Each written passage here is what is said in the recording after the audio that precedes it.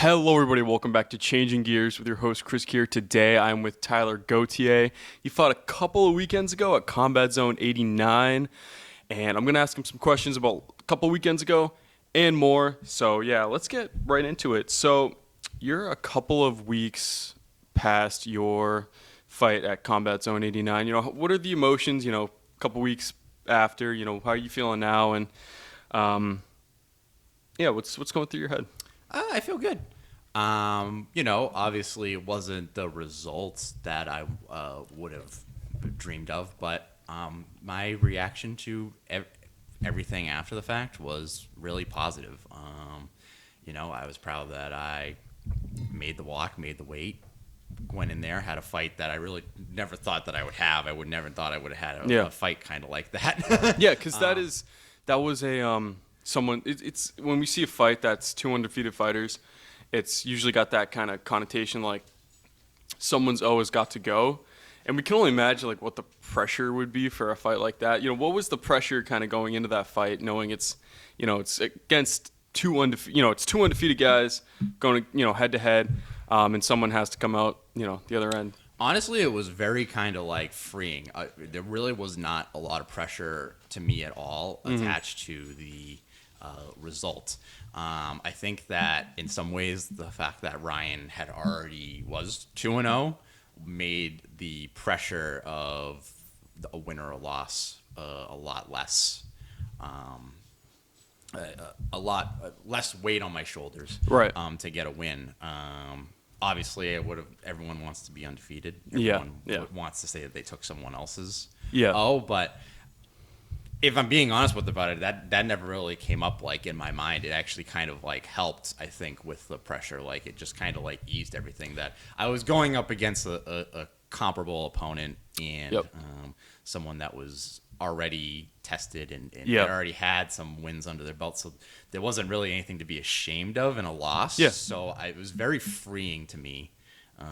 Actually facing someone that was undefeated versus facing someone that's 1-3 or Right. 1-2 or 0-2 or something like that. You don't want to be the guy that they beat. So it's like being someone that has a tough fight with another undefeated fighter. You can kind of like put that and wear it as a feather in your cap. Whereas you might be a little bit more embarrassed about losing to the guy that hadn't won before. So Right. Yeah, definitely. And like comparing yourself to the fighter you were when you first started, and even comparing yourself to the fighter you were when you were making your ring walk, just a couple weekends ago, and where you are now, what is the difference? What have you kind of learned?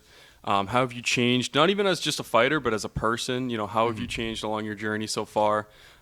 Even again, just comparing yourself to where you were a couple weekends ago, just making the walk out to the ring. I think the first time I thought it was like the biggest thing in the world. Right. Right. And I think that the second time I just realized that it's just one of 12 fights that are on a regional MMA event, and really no one cares. At the end of the day, like no one, like really, like even it was like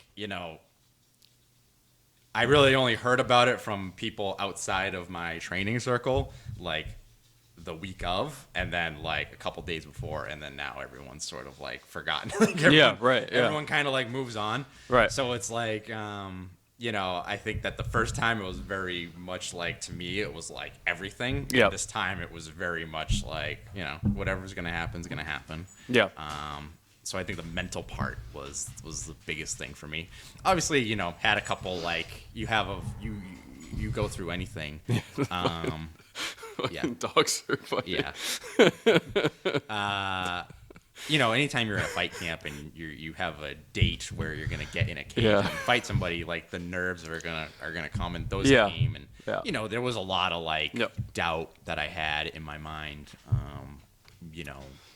Like when you're eating the same thing every day, and you're training every single day, there's that kind of like hamster in a wheel sort of feeling that you get, and you're kind of like, what am I doing? What am I doing this for? Why am I doing this? So there was still that. There was a lot of that, especially as we got like the last couple weeks. Yeah. The dieting really picks up, and you're kind of weight. But I think I handled it a lot better than I did the first time. Right. Yeah. And have you watched the fight back at all Not yet? entirely, but Okay. I've seen clips of it, and I've seen clips I posted on social media, and I've seen like snippets from the broadcast itself. Yeah, right. And is there anything you may have seen, from the clips you've seen, or even just being in the fight, are there anything, or is there anything you realize you think you could have done better, or Yeah. you wanted to do better? I think that striking wise, I was actually honestly the fact that it stayed striking was kind of the plan ish. The plan was to engage in the grappling, but I think our first step was we were going to strike and Yep. then go into the grappling. Use my striking to go into the grappling because we knew Ryan had good wrestling and we knew he'd be hard to take down Yep. without making him worry about something else. So I think that everything was kind of going according to plan. I think that I just once I was getting hit, I kind of just reverted back to just jabbing and stuff like that. I wish I was a little bit more aggressive, I guess I should say. Yep. I wish I mixed it up a little bit more. I was kind of throwing a lot of just jabs and some right hands. I was actually I didn't think I threw really any right hands in the moment. When I see some Yep. clips back, I actually were like, oh, okay. I was actually letting my hands go a little bit.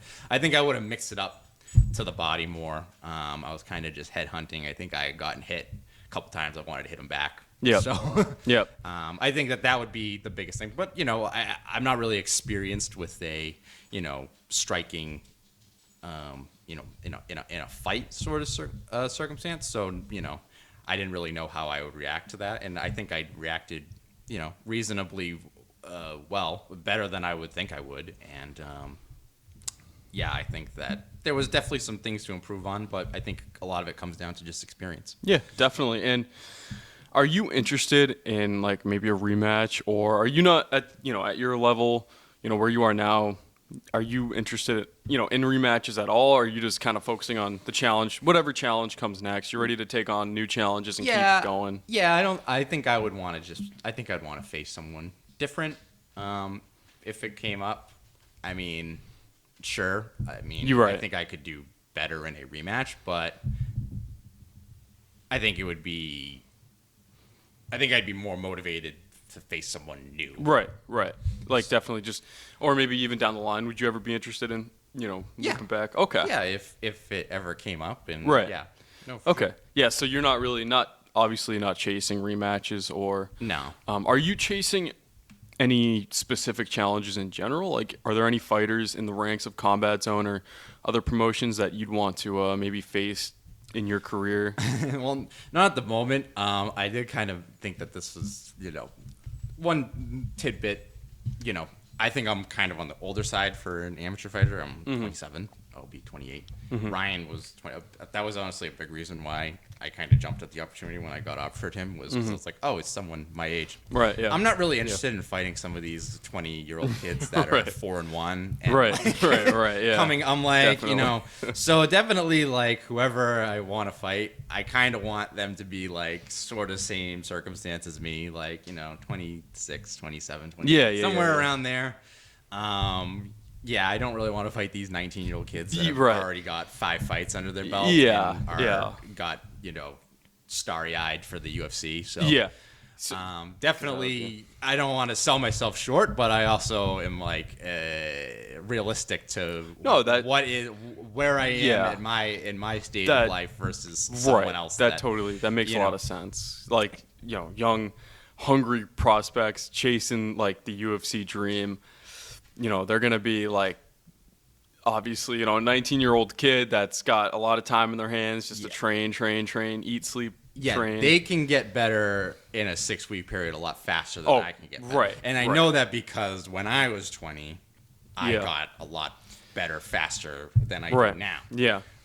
I just learned things. Things. You just learn things quicker when you're Yeah. younger. Yeah. Right. So any hot up and coming prospect that's like under the age of 23, I'm not interested. Okay. Yeah. That's a good message. So you train with some, experienced guys. How does your team help you and prepare you to be the best fighter you can be for, your bouts and just to be a better person in general? How do they bring you up? And after a couple weekends ago, how did they bring you up and cheer you up maybe after a tough night? How do they? How's your team? Well, I think that it was the experience thing. They've all, a lot of them have, won at a high level. They've lost at a high level. So I think that. Dog stopping to say hi. That's think, Penny, everyone, if you guys are wondering. I think that they definitely take like a little bit of the load off. Yeah. And they add a level of confidence because, if you can go into a room with them and, come out on the other side of it, you kind of feel like you can handle, anything, even if they get the shit kicked out of me in a sparring session, like you still kind of go like, well, can't be as bad as what that was. So, right. So you kind of it makes you it gives you some perspective, right? And then the mental aspect of they definitely help take off the load because, like I said, a lot of guys in those rooms have won big fights. They've lost some big fights, and I think that they're fine. They're still they still come in, they still train, so they don't let it bother them whether it's a win or a loss. And I think that definitely helped, me mentally and handling, losing. So kind of seeing how they took, their wins and losses helped kind of almost like a role model. One of my best friends and one of my favorite training partners, the week before my fight, we were up in Maine.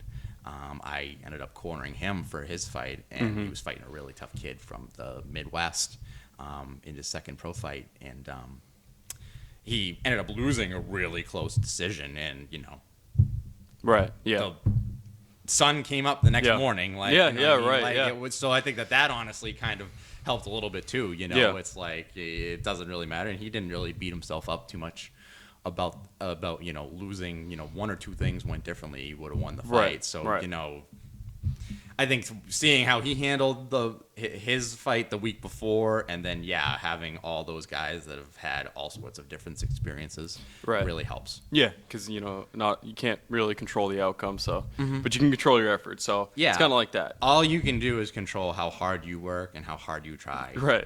And that's it. I can't control how hard the other guy is going to try, how hard the other guy is going to the other guy could come in fat, out of shape, and wilt in fucking 3 seconds, and wilt in 2 minutes. It doesn't matter. It's still, you're still gonna work as hard as you're gonna work. To prepare for their best. Right. Yeah, definitely. And so changing gears, I want to talk more about kind of that was that was nice. Yeah. Right. Yeah. Good little segue. So, I want to talk more about just your career overall. So, when did you start your journey in your career in the combat sports world, and what made you get your start, and what kind of keeps you going? So I started training just martial arts in general when I was 20. I was about maybe 130 pounds when I first started. Yeah, right. I was this height. So I was really small, really scrawny. A friend of mine had started it and tagged me along. Didn't initially love it that much. Ended up falling in love with it. It kind of and then I made so many friends through training, so I just kept training. And then I would compete a lot of jiu-jitsu tournaments. When I was younger, when I only competed once as a white belt, but I did compete a lot as a blue belt. Both local tournaments and a lot of super fights, grappling matches. That kind of continued as I was a purple belt, as I got my purple belt. So I did have a lot of competition experience, and especially like those super fights, like it's just you two and there's a crowd of people watching you, which I love. I love that part. Yeah. So that's kind of what gave me the idea to try MMA. I was kind of off and on with striking and doing MMA in general. I was always training jiu-jitsu, but I was probably off and on with MMA and striking for the first, 3-4 years that I was training, and then the past 3 to 4, I've been really. I was really focused on striking and MMA. Yeah. In addition to doing jiu-jitsu. And it changed my jiu-jitsu too. I used to be a guard player. Now I never play guard. I'm always on top. Yeah. My wrestling got better and all that stuff. Right. So what made you realize you wanted to take your skill level to, and when did you start realizing, I want to start competing. I want to start making a amateur career, kind of get a good resume going, and then see where it goes. Like, when did you realize you wanted to take your skill to that next level? Probably. I mean, it was always in the back of my mind that I thought I wanted to test myself in MMA. Yeah. When did I really get serious about it? Probably maybe 3 years ago, and I was like, I really want to test myself. I would say maybe about like 3-4 years ago was when I made the decision that I was like I didn't really want to pursue anything more in jiu-jitsu. So I was like, well, let me try to, doing MMA to get knock my socks off and see how that goes. I think I just did it because I think I've just always wanted to like test myself. And, right. That's awesome. Competing is. Even though it kind of sucks in the going up to it, you always come out of it feeling better. So I was like, I imagine with MMA it was going to feel 10 times better, and it does. Right. So. Yeah. Because what really kind of stood out to me was on your caption for your fight against Carey.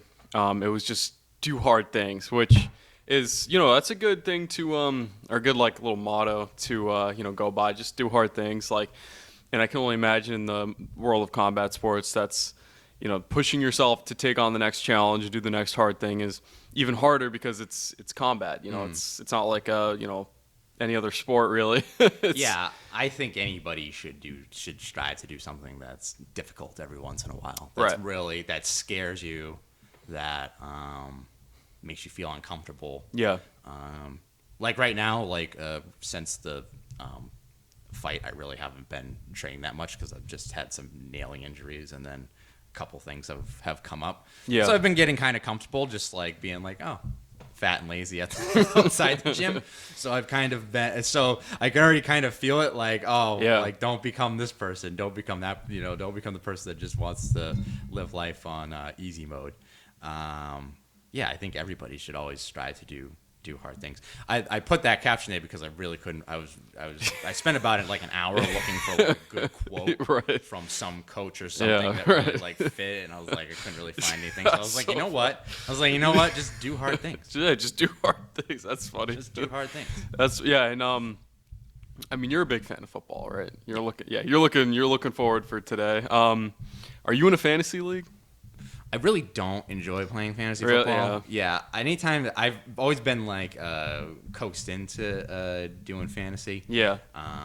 Like I was this year. Yeah. I always forget to set my lineup. Yeah. I did do it today, but I always have to be bothered by like other people in the league to set my lineup. So I just don't usually mess around with it. Yeah. I used to be a big sports bettor too, but I'm not really too much into that anymore either. Me either. My luck is just so bad. Yeah, anytime I say something, anytime I bet something, it never freaking happens. Right. If I just say it, if I just think it in my head, like this team's gonna kick the shit out of that team, maybe I should place a wager on it, and then I don't place a wager on it. Then it happens. That's how I am. My friends will ask me because they'll like look at me like the pick 'em guy for like UFC fights. I'm like, dude, my luck is so bad. Oh yeah. But then they'll ask me. I think the UFC is the worst. It's the worst. And then they'll ask me, and I'll give them a pick, and then it hits, and I make them like $70, and I'm like, and that's the one you didn't. Yeah. Bet. I'm like motherfucker. Yeah. So when because you've had, is it all 3 fights? No, because you've had 2 fights. Sorry. Have you fought for Combat Zone both times? No, I thought the first one was Combat FC. Combat FC, okay. And then I was supposed to fight Combat FC again, but I sprained my wrist like a month before. So are you looking to get more fights with Combat Zone, Combat FC, or is it really any promotion that will kind of offer any you promotion would really. I'm not really too picky and choosy. I enjoyed the atmosphere at Combat Zone. Yeah. But, I enjoy the atmosphere at Combat FC too. So, anybody anywhere. And I've done a grappling match for Cage Titans as well. So I was in that locker room back there. So I've experienced kind of all of them. So I wouldn't really. I don't know. I would fight anywhere. Right. Yeah, that's awesome. And where in your game do you feel like you're separated from maybe some of your future competitors or competitors in general? Would it be the jiu-jitsu? Yeah. Yeah. I think that, and Ryan told me this after we had fought. Sorry, I keep. No, it's okay. Yeah, they're just. Ryan told me after we fought that he was, he was a wrestler, but he was, avoiding the takedown because they were worried about my jiu-jitsu. So I feel like on the amateur scene, I feel like that's where I separate myself from a lot of guys on the amateur scene. I would like to. I had kind of always said that I would like to fight like a guy, jiu-jitsu guy, of my level. That kind of like was like long, lanky like me. Yeah. Because I figured it would be that would turn into a striking match. Yeah. I was anticipating that Ryan was still going to trust his wrestling and take me down. Yeah. And just, I figured his whole camp would be submission defense. And, he was still going to do what he does best and shoot takedowns. Yep. So I didn't anticipate that this was going to be the type of fight that it was, where, like I said, I'd always wanted to fight like another jiu-jitsu guy because I feel like our jiu-jitsu would cancel out. We would just have a sloppy boxing match. Right. And that's what this kind of turned into. Right. Yeah. Yeah, like when you look at the one of my favorite kind of wrestler versus wrestler matchups in, MMA was Usman versus Covington, their first fight. Because it's like it's two guys who have these crazy resumes when it comes to grappling and wrestling, and it was just a slugfest. Yeah, that's like the all-time one fight where you thought it would be boring, and it ended up being like really exciting. Like it was a crazy fight. Like it's probably one of my favorite fights. Like just the fact that neither guy, I mean, Covington had his jaw broken and still kept fighting. It was just it's one, like Chael Sonnen said it, but it was one of those matchups where, they're like, I'm going to kick you in the nuts. I'm going to try to poke you in the eye. No, I honestly, I love that fight too because there was a lot of shit talk going into it. There was a lot of build up. A lot of people kind of had tuned it out because they were like, these two are just going to, hold each other against the fence. Yeah. But it ended up being a scrap. They stood in the center of the cage. They punched each other in the face, and someone went down. So it was a crazy fight, and it was close too. So, and kind of that's a good little like segue into my next question. What do you love besides outside of competing and fighting itself? What do you love about like mixed martial arts and combat sports? Would it be the the fan base? Would it be the fact that every story or a lot of stories have kind of a fight, or a lot of fights have a story to it? Like Usman versus Covington, those guys, there was a lot of trash talking, and they actually they had like a little bit of a story because I think at the time they had beaten. No, so I think it was the guy who had beat Usman, Covington beat, and the guy that beat Covington, Usman had beaten. So there's kind of like a story there, and then they kind of knew each other outside of, out of the rankings. Like, what do you love about there was a political aspect to it too? Yeah, definitely a political aspect. But like, what do you love about like the kind of the whole grand scheme of mixed martial arts or combat sports? I think I love the community aspect of it. Right. It's an individual sport, but at any point in time, anyone is willing to always help you, or you can always generally ask people questions. Stuff like that. It's very different than some other sports in that aspect, where a lot of other sports are hyper competitive and people kind of keep to their own. I feel like even though MMA is technically it's just you that's in the cage. People are always willing to help out. Kind of a funny story, or I guess story I can tell is my grandparents lived down in near Orlando, Florida, and I visit them a couple times, and I always kind of travel. I try to go to like different gym when I'm there, and I found one gym in Orlando that I really hit it off with a striking coach, and he still texts me every once in a while. And the last time I was there back in April, I told him I was coming down, and he had me.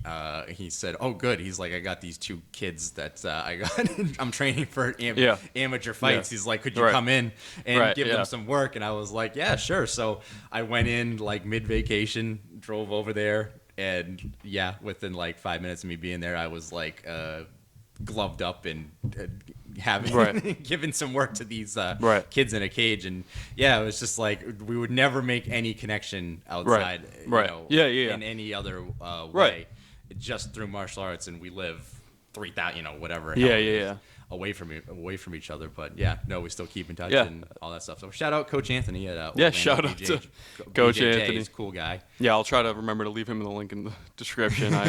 I usually forget, my memory's so bad, but shout out to him.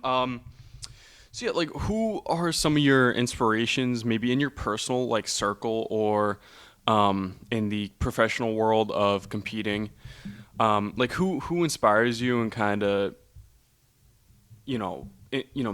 pushes you to be a better fighter, be a better person? Who are some of those inspirations, whether it's family, friend, or professional fighter, someone, coach, professional coach, who really takes that spot? I think that all my a lot of my training partners, especially the ones that I'm close with, Nick Fiore, who some of my coaches, Tom Pagliarulo, who was one of my cornermen, Fred Allensphere, who I mentioned had the fight the week before mine.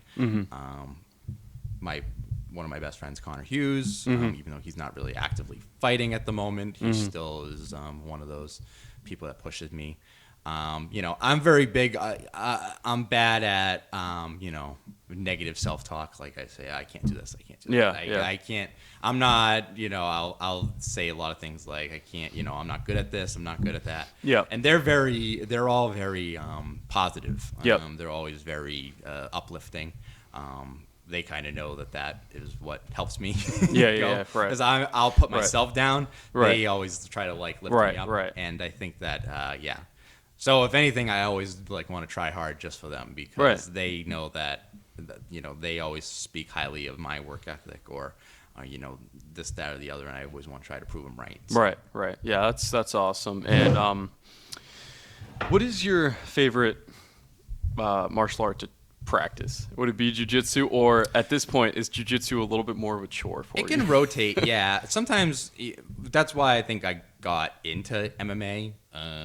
Like in the first place was just, I don't like doing the same thing over and over and over again. So, sometimes I am rolling and, really just not feeling it. And I'll just be like, zoning out.